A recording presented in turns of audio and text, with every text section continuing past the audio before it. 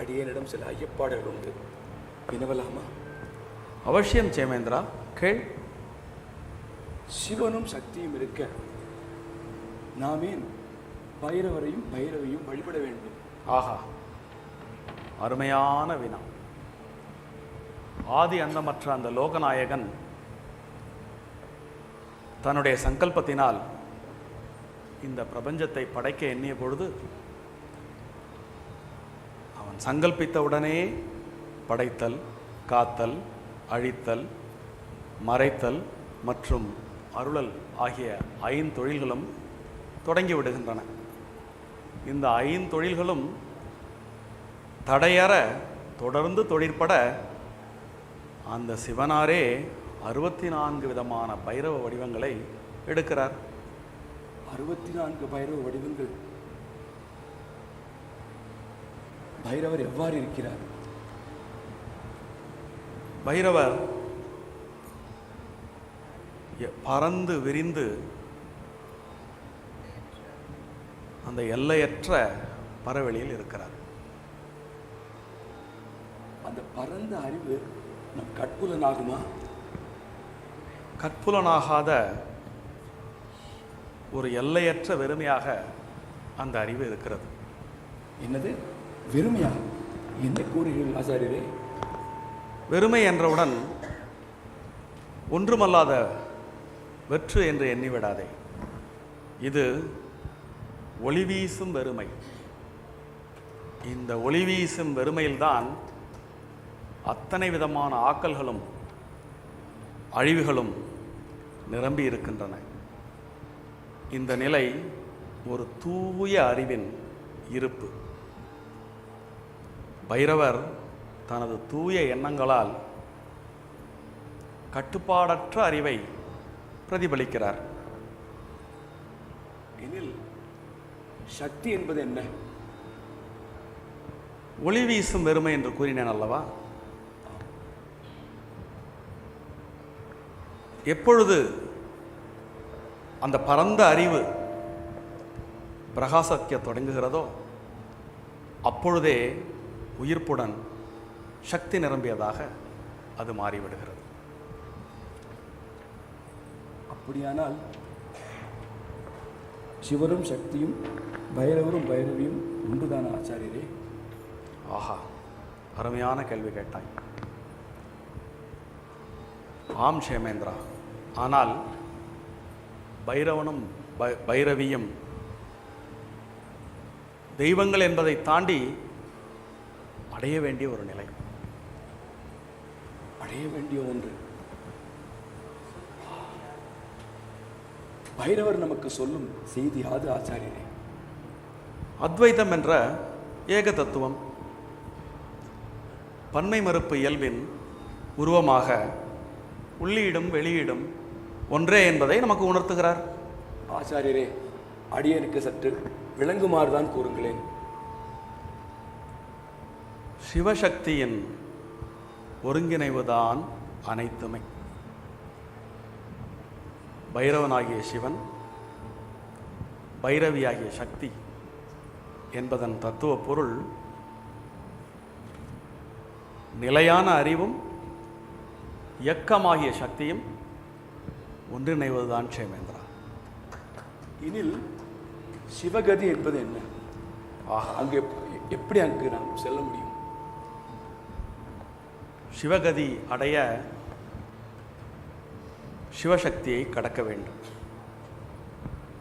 சிவசக்தியை கடக்க சிவசக்தியை வழிபடுவது அவசியம். அப்படி வழிபடும் பொழுதுதான் அறிவு தொழிற்படாத அந்த சிவகதியை நம்மால் அடைய இயலும். அந்த நிலைதான் நாம் அடைய வேண்டிய மரணமிலா பெருவாழ்வு. சிவசக்தியை கடக்க வேண்டும்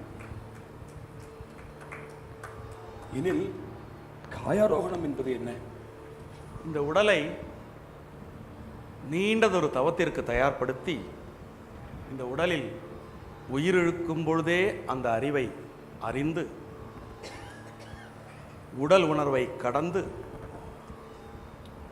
அறிவு தொழிற்படாத அந்த நிலையை நினைவுடன் நனவிலே அடைந்து அங்கேயே ஒடுங்கி விடுவது. அப்பப்பா, என்ன விந்தை, என்ன விந்தை! ஆச்சாரியரே, இன்னும் சில ஐயப்பாடுகள் உள்ளன, வினவலாமா? அவசியம் கேள் ஷேவேந்திரா.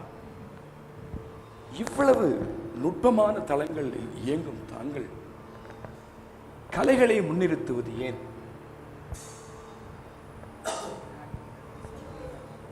நாட்டியக்கலை, சங்கீதம், கூத்து போன்ற மனமகிழ்ச்சி தரும் விஷயங்களை தாங்கள் தங்கள் கலைப்படைப்பில் உயர்த்தி பிடித்திருக்கிறீர்கள். மகான்கள், முனிவர்கள் பலரும் இந்த மனமகிழ்ச்சி இறை உணர்வு எழுதுவதற்கு தடையாக இருக்கிறது என்று உரைத்தும் கடத்தியும் இருக்கிறார்கள். இவர்களிலிருந்து தாங்கள் வேறுபடுகிறீர்களா ஆச்சாரியரே? ஆஹா, மறுபடியும் ஒரு அருமையான கேள்வியை கேட்டிருக்கிறேன். அவர்கள் அனைவரும் கூறியது உண்மையே. ஆனால் சமுதாயத்தில் சிறந்து விளங்கும், கல்வி கேள்விகளில் சிறந்து விளங்கும், ஏற்கனவே பல ஜென்மங்களில் இறை உணர்வை அடைய வேண்டும் என்ற முயற்சி பெற்ற தவ யோகிகளுக்கான சாதனை முறை அது. ஆச்சாரியரே, இன்னும் ஒரு ஐயப்பாடு. அவசியம் கேள். கலை ஆன்மாவை உயர்த்துமா? நாம் எங்கே தொடங்கினோம்? வெறுமையில் தொடங்கினோம். ஆம், ஆதியில் வெறுமையாக இருந்த அந்த பேரறிவு தன்னை பலவாறு அறிய விரும்பியது. அப்படி அது விரும்பியதுடன் உடனே பிரகாசிக்க தொடங்கியது. எப்பொழுது பிரகாசிக்க தொடங்கியதோ அப்பொழுதே பேரண்டம் சக்தி உருவாகி, சக்தி முகிழ்ந்து, பலநிலை பயின்று பேரண்டமும் பல்லுயிர்களும் தோன்றின. அப்படி தோன்றிய பல்லுயிர்கள் ஆங்காங்கே சிறு சிறு உடல்களில் ஆரம்பத்தில் தஞ்சம் புகுந்தன. அது அறிவாக இருக்கும் பொழுது உணர்வை அடைய இயலாது.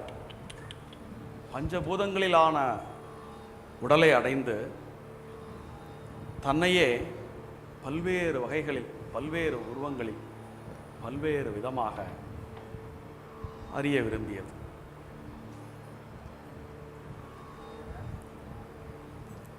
மேலும் கலைகள் என்பது உலகின் மிக உன்னதமான உயர்ந்த விஷயமாகும். கலைகளாக வெளிப்படுபவன் தன்னையே மறக்கிறான், ஆனால் ஆனந்திக்கிறான்.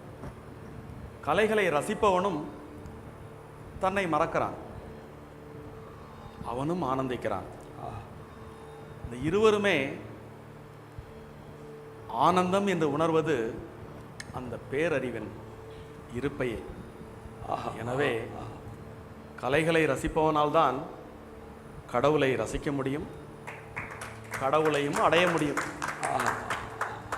சரி சரி, நீ சென்று விரைவில் அருள்மொழியை அழைத்து வா.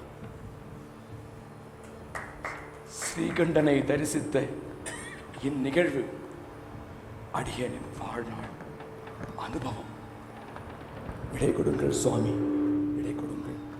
மங்களானி பவந்தும், மங்களானி பவந்தும், மங்களானி.